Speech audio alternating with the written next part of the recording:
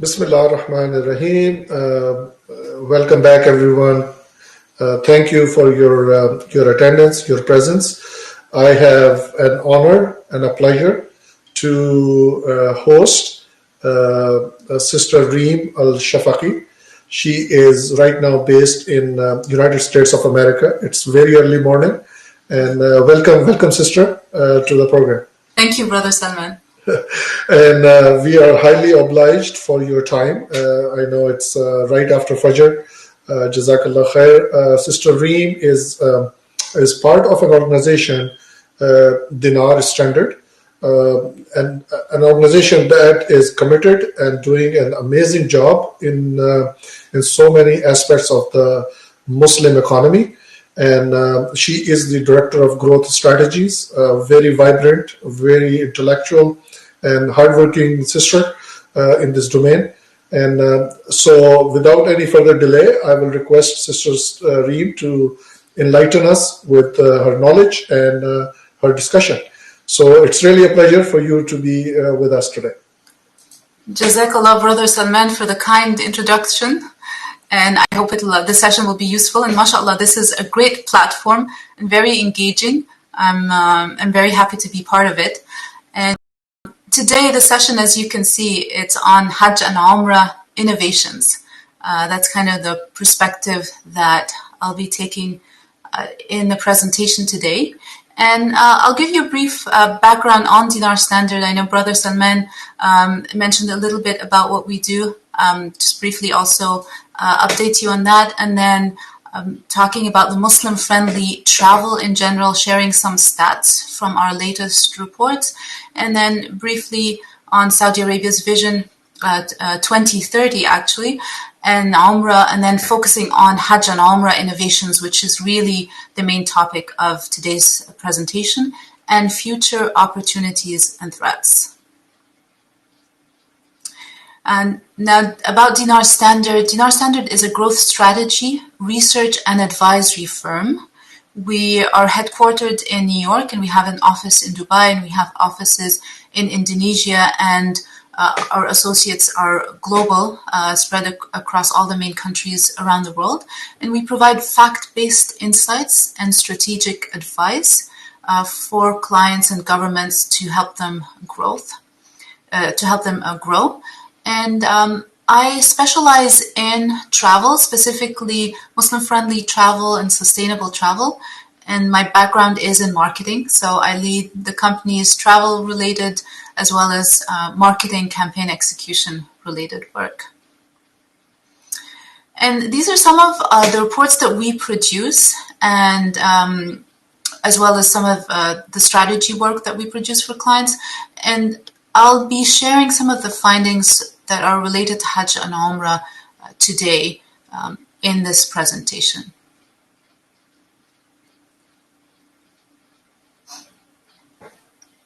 Now, in terms of, before we go into Hajj and Umrah, I wanted to share some stats on Muslim-friendly travel in general. And this is from the State of the Global Islamic Economy report, which Dinar Standard produced in collaboration with the support of the Dubai Islamic Economy Center. This is the 8th year of this report, and it covers the different sectors of the Islamic economy, including Muslim-friendly travel. And based on our research and analysis, the 2019 spend on travel by Muslims is $194 billion, and this is projected to reach 2008 billion in 2024, and this is actually a revised projection based on the impacts of the COVID crisis, which really devastated travel. And it's interesting to note that of the percentage of the travel spend, the GCC, while they only represent 3% of the Muslim population, they represent about 35% of the total Muslim expenditure on travel. Now, in terms of Hajj and Umrah travel, and most of these stats are from a report we produced a few years ago, the number of Umrah visitors in 2019 from other countries was 7.5 million. The total pilgrims in 2019 was actually above that. It was, but there were 11,700 Saudis. So this is just the figure from outside of the Kingdom of Saudi Arabia. And as we all know, Saudi Arabia's vision is to reach 30 million foreign Umrah pilgrims in 2030. And they've been working towards that.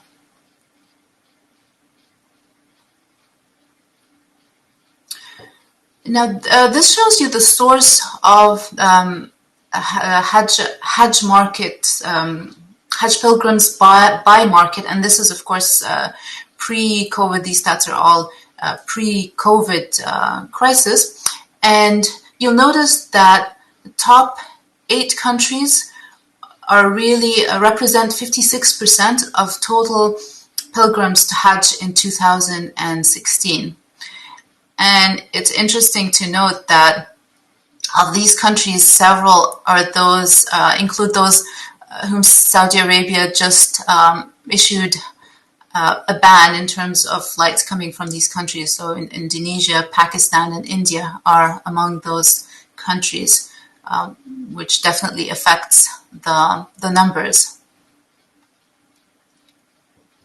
Now, briefly on Saudi Arabia's Vision 2030, so it increased the number to 30 million foreign pilgrims and digitized Umrah, which Saudi Arabia has already started, and especially actually now with the COVID crisis and the importance of managing and preventing in terms of health concerns. So Saudi Arabia has launched several apps, including Tamarna and Tawakkalna, to be able to track and have pilgrims registered to go to the different locations of Al-Haram, and to be able to track in terms of making sure that they are COVID-free.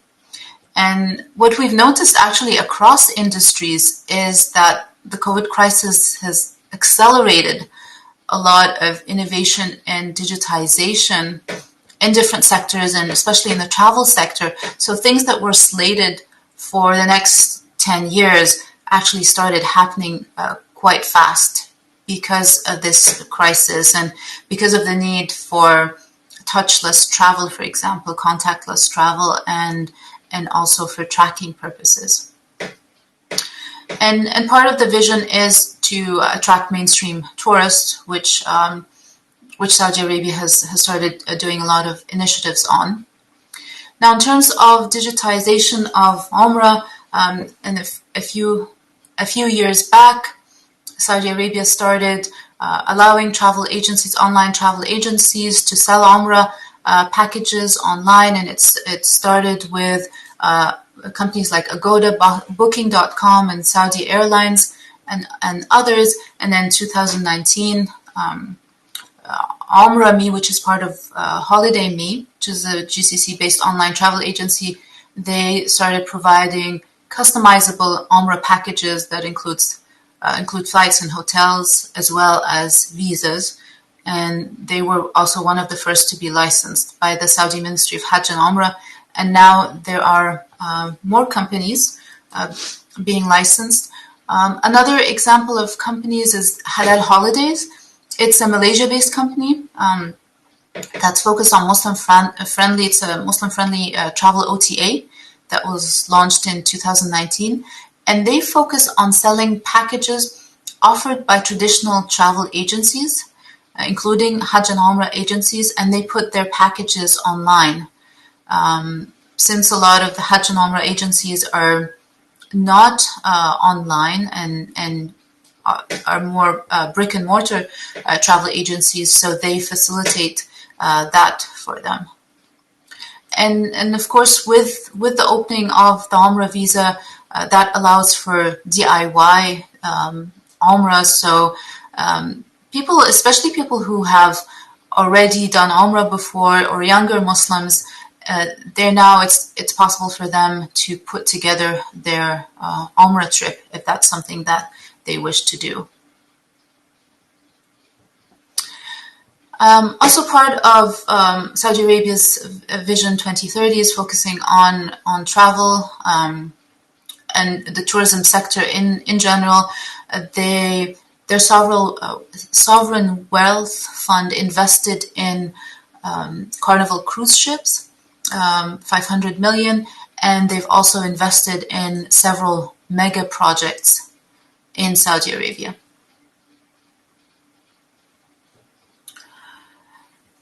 This is an example of one of their campaigns. This was from last year when there was a lockdown on travel and countries were focusing on domestic travel. So this is a campaign called Saudi Summer, and it was to encourage residents to explore the kingdom instead of traveling abroad, since they weren't able to do that. And it was also to counteract the negative effect of the cancellation of international Hajj and Umrah during the COVID-19 crisis. So they focused on the domestic market, and they targeted the Saudis with campaigns and packages. Also, a workshop was held for stakeholders, mainly hotels and DMCs, destination management companies, by the Saudi Tourism Authority. And the objective of the campaign was to drive immediate demand post the COVID-19 crisis, when things were opened up a little bit, and to increase spend on domestic leisure travel, and also to position Saudi Arabia on the map as a summer destination by creating awareness of that there are cooler destinations within Saudi Arabia. So that's really the focus of this campaign. Now for the main part of the presentation, which is Hajj and Umrah innovations. And I wanted to share a few examples of innovations that are already in place. So iUmrah is an app that provides Umrah or Hajj Badal. So it connects people with proxies in Saudi Arabia to complete Umrah on their behalf. And the person can watch their proxy doing Umrah live on a video stream. And this allows people who are not able, who are perhaps too sick or too old, to have someone perform Hajj or Umrah on their behalf. And the company plans to release iHajj, and it will use 5G technology to live stream throughout the whole Hajj. So that's one example. Another example is Muslim 3D. It was previously Mecca 3D. It provides a virtual Hajj just as a way, not as a replacement, obviously, of Hajj, but as a way to go through the rituals and be familiar with the rituals for someone who's traveling to Hajj for the first time. It also provides information on Islamic history, including for non-Muslims, to familiarize themselves with Islamic history, Islamic lifestyle, the rituals, and it's VR, virtual reality integrated. Another company that has been around for a few years and provides a very important service is Divine Connect. They're a Florida-based tech company that provides hardware technology that allows pilgrims to receive Hajj sermons translated into 7 languages, and probably more by now. And they also offer, in addition to the services for Hajj and Umrah, they offer multi-language tour guide capabilities and solutions for museums and other attractions. And HajjNet, they developed the Hajj Salam app, which tracks and provides guidance on the different rituals for Hajj and Umrah, and connect users, allow them to virtually tag their tent on a map, for example. And I think apps like these, and there are several apps like these, and the e-bracelets launched in 2016 by the Saudi government to store information and medical information, and now, of course, there are the additional apps. So with the COVID crisis, there's more and more needs for such tracking apps that track also include health-related information, perhaps COVID vaccine related immunization information, so all of that. This image is related to Green Hajj. So that's an initiative started by the Saudi authorities in 2018 to reduce the environmental footprint of Hajj by cutting back on waste through recycling mainly, and through sorting waste and recycling and sending it to recycling companies, and the proceeds are given to charity. This last image is of a pilgrim backpack, and I met the founder of this startup at a Hajj and an Umrah event in London, and it was very impressive to see that they thought of all of the different needs of pilgrims and made it something that's very practical and useful to use. And this is I believe it's a Canadian-based startup. Other innovations is, this is introduced by the Saudi government. They introduced nap pods to be used in Mina, and they're based on Japan's capsule hotels. And perhaps now, with the times of the pandemics and health concerns, I think something like this, that's very sanitary, that's each individual has their own private space. I think that's there would be a lot of demand and need for something like this. Now, apart from innovations, I wanted to share some of investments that happened in the Muslim lifestyle in general space, Muslim travel lifestyle and travel space, as well as in Hajj and Umrah. So HajjNet received 1.25 million in investment. TripFez and Gobi received from Gobi Partners 750,000. Holiday Me received 23 million, and Muslim Pro received 10 million in investment. So this is to show, and there are examples even during the COVID crisis of investment in the travel sector that has happened. So investors are still optimistic about this sector recovery post the COVID-19 crisis. Now, a little bit in terms of future opportunities and threats and how they relate to Hajj and Umrah. And this is from a report that we produced called Government in 2071 Guidebook, and the target for this guidebook is for governments to prepare for societies as they will change in the next 50 years, and given the different needs as well as threats and opportunities.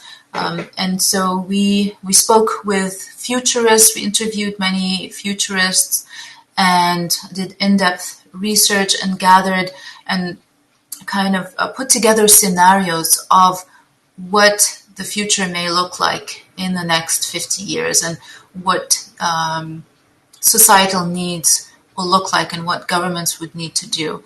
And from those, I extracted a few related to Hajj and Umrah in terms of opportunities. So climate change and resource scarcity. So obviously we're aware that in terms of increase in temperature and environmental threats, and the implication on Hajj and Umrah is unbearable conditions for the summertime in Hajj and Umrah.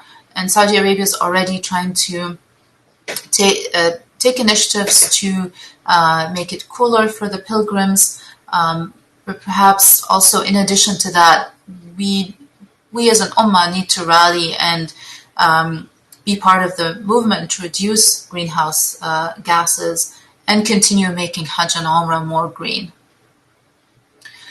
Now, another societal megatrend is demographic shifts. So increasing world populations and evolving, aging population, really, and growing middle class, and this will reflect in an increased demand for Hajj and Umrah, and perhaps this will require additional rounds of haram expansions, and then also technology in terms of transportation and connectivity. More of that will be needed. And in terms of political shifts and security, so economic power shifts, smart cities, and then we're predicting an increase in cyber crimes and criminal AI, artificial intelligence. So the implications to Hajj and Umrah is with the automation of Hajj management, it becomes vulnerable to cyber crimes. So it's we suggest for the Saudi government should invest heavily in cybersecurity, and that should be something that is focused on. Economic shifts, so self-driving cars, self-flying cars, and we're already seeing this being tested in Dubai, for example, and this could be a solution for congestion and an opportunity perhaps for self-driving transportation and as part of the services provided for pilgrims. Social tech life, hyper-connectedness, home automation, wearable devices, and we're already seeing that, but perhaps more sophisticated wearable devices. This is an opportunity, and perhaps robots to assist elderly and the disabled. Social shifts, virtual recreation, virtual companionship, virtual Hajj and Umrah, and we've seen the app examples that I provided before, but perhaps having more sophisticated as well. This is one of the charts on innovation megatrends for the future that we produced, and based on these, here are some trends for the future and also how they can affect Hajj and Umrah and be opportunities. So Internet of Things and artificial intelligence will be used in defense and security. So an opportunity for early adoption of these technologies, environmental protection, mitigating climate change, reducing the effect of global warming, and already Saudi Arabia is focusing on diversifying its economy away from oil, and it's an opportunity to invest in clean energy, especially related to pilgrim related services. Health, wearable health devices will be common. Augmentation can assist elderly pilgrims, and companies can focus on augmentation, so providing devices that would assist the elderly to perform Hajj themselves. Education, technology can be used in educating pilgrims, which is already being leveraged, but and already in terms of virtual reality, but more, again, an opportunity for more sophisticated virtual reality, immersive experiences to prepare for Hajj and Umrah. Economic affairs, and I'll go quickly through the rest of them. So advanced robotics and blockchain technology. Blockchain can be used to prevent Hajj and Umrah fraud. I know, which is sometimes an issue in some countries. Mobility, in terms of transportation, so autonomous aerial, so air transportation. This can be something in the near future that can be provided in Hajj and Umrah. And now specific opportunities for Hajj and Umrah related startups and companies. So for hospitality, to explore mid-market hotel segments and alternative accommodations. Smart clothing. For example, there's a company that produced dry hijab, like a cooling and dry hijab for women that keeps them dry and cool. And this is something that's much needed when during Hajj and Umrah in the hot months. And prayer facilitation times 5, they invented a physiological prayer mat that relieves muscle pain and stiffness. Crowdfunding, Launch Good, for example, they offer crowdfunding services for people to raise money for their Hajj and Umrah trips. Nutritious products, Noor Vitamins, they produce a halal certified protein bar that is designed to maintain blood sugar while fasting, and this can be helpful also during Hajj and Umrah. And Hajj and Umrah, travel companies combining Hajj with other travel offerings, and I think that's already a push that's being made by the Saudi Arabia government. And then finally, financial institutions broadening access to Hajj personal savings. I think that's a big need, especially for people who would like to travel, especially from certain countries like Indonesia, India, Pakistan, Egypt. It's enabling people to save for Hajj and Umrah and be able to afford the trip. And that's the end of my presentation. Thank you very much, Brother Salman, for having me. Alhamdulillah, really, very valuable, a lot of good information. And I think your presentation was something very nice, very good work. I really appreciate you. So, okay, if anything is anybody has any questions, we can ask Brother Reem, or otherwise, I think we are. You can stop sharing your screen, sister, if it's yes, okay. Sure, of course. So that is good, excellent, and inshallah, I think in future we would like to benefit more from your knowledge and information.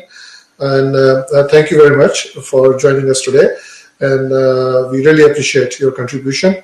I think we do not have any questions at this point, but definitely if there will be any questions, we can forward it to you, inshallah. Jazakallah khair. Thank you very much. Thank you very much. Thank you, sister. Assalamu alaikum. Assalamu rahmatullahi wa barakatuh. Okay, so excellent. So we are done with the session. That was the last session of the day today, and for the event. Now we will have enough time for our networking, and that means you can go back to your hall. And you can talk to the people, and it's easy. I'm telling you, it's a good opportunity to connect with all of them.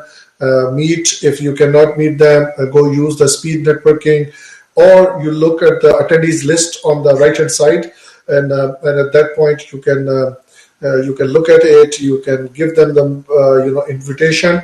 I have shown a video in the morning that shows how you guys can interact and deal with it, and so as we said, this is the first session that we had today, yesterday and today, and alhamdulillah, the very response is great. I think we come up with this initiative. We need your help. We need everybody's help in this case. And then we would like to take this whole program further. We will be contacting with most of you, inshallah, in different ways, and we will be, interacting. This is an opportunity. Anybody would like to come on the stage and would like to discuss and come and discuss anything, feel free, raise your hand. I can invite you to the stage. I need to listen to the brothers from different parts of the world. Anyone coming from any other country, Indonesia, Malaysia. I see a few names from Algeria, Egypt. Anybody, please feel free to come on stage and have discussion. From India, from any hotel, any transport company, any other company would like to come on the stage and have a conversation, please feel free. I have friends from Millennium or friends from any other hotel would like to come, an Umrah company. Let's take Brother Abdul Wahab. He is, an amazing brother supporting us in this initiative. Let me just add him into the stage.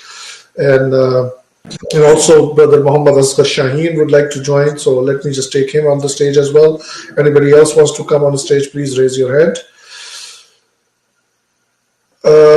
Okay, so it looks like that, only one person can join at a time. So my apologies, Brother Abdul Wahab. Please, can you raise again your hands, and then I will join you. I will invite you to the screen. So please, Shaheen Saab, कैसे हैं आप? खैरियत से हैं? Yes, Brother Salman, I'm fine. Thank you very much. And I must appreciate the efforts that you are going to initiate. And I'm sure this will be very informative, fruitful, platform to provide, updated information and latest, information to the travel trade industry and as well, of course, to the hospitality industry, particularly in Saudi Arabia, for which we all are, seeking and waiting anxiously. And I do hope, and I once again want to appreciate this effort. This one should be appreciated. This kind of, presentation and platforms for the industry, I mean, Umrah and Hajj industry, it should be a very, fruitful. So thank you very much once again. Although I have some problem with the voice quality while having presentation, but I think maybe it's some sort of technical issue. So no problem. So it can further, maybe it's, sometime maybe at my end or maybe at your system. And so it's okay, no problem. So thank you very much again for giving me the chance to speak. And I really appreciate for that. And I hope that I will be more than happy to take parts and have fruitful discussions in the future as well. Inshallah. Jazakallah khair. Really, really appreciate your input. I think this feedback is very valuable for us. We need your feedback. We need all the attendees who have been participating, the speakers and everyone. Give us the feedback. We should improve together. I think the technology is there. The willingness is there. Alhamdulillah, we all have the resources and we would like to uplift all of the trade, especially the ones who are suffering. So the one who has taken the financial losses. I think the industry has so much potential. All together, we can help each other, and inshallah, we can grow together. And this is the willingness, and this is the reason why we are putting all this platform. Regarding the recordings, maybe the connectivity issue, Brother Shaheen, you can watch recorded sessions, inshallah, on YouTube or fanatic.com, as well as what is this called? The Facebook. So all that content will be available, inshallah, for all of you. So feel free to inshallah, access that. And in future, we will make sure that all the qualities are much better and superior. Jazakallah khair. I'm going to withdraw your mic so Brother Abdul Wahab can speak at that point, inshallah. Thank you, Brother Muhammad Asghar Shaheen sir. Thank you very much. Jazakallah. Thank you, sir. Thank you, sir. Assalamu alaikum, akhi.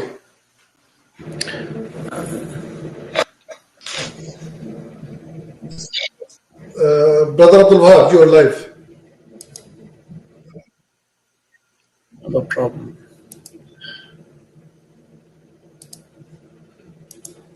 I have a problem connecting. I don't know. Oh no, you're okay. Anyhow. Okay. Since you can hear, because I received a message here, some failed to join. The subject, I'd like to thank Sister Reem. That was very interesting, and actually, this subject is very serious at the moment. We should invest and pay more attention to this. I believe Saudi government already, realized the need for this sort of initiatives using technology in our business. We have to, as a businessman, in the business, we have to tally this movement. We should improve our, using of technology. This will again big, benefit in the service, at the end, So this is again a very big subject. We should concentrate more on this, and we should pay more time, and maybe we make another workshops only for this subject. There's so many things can be discussed, and during Sister Reem was very elaborate and she pinpoint the major points in this area. But we are businessmen, should pay more, from our time and our effort in this subject. Thank you very much. Jazakallah, Brother Abdul Wahab. Wallahi, your support is been a lot for all of us as a community, as partners in this trade, and very, very valuable information. And I think we have a lot to cover and a lot to offer together, inshallah. Thank you very much for your participation. Really appreciate that.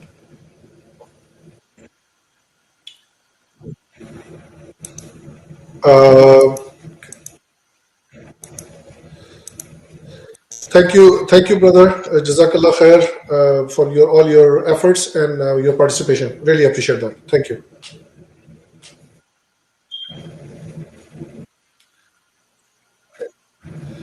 So, anyone else would like to join us on the stage, have conversation, any feedback before we will close our last session today here, and then the platform will be open for your networking. You can continue meeting with other friends and exchange your business cards, information, and but from the session point of view, this is our last session of the day and the event.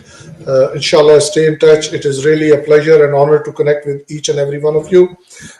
If you have any hotel want to come and talk right now, please feel free. Let me know. Raise your hand, and if there is none, then I will just say thank you again and Jazakallahu khair. Assalamu alaikum wa rahmatullahi wa barakatuhu.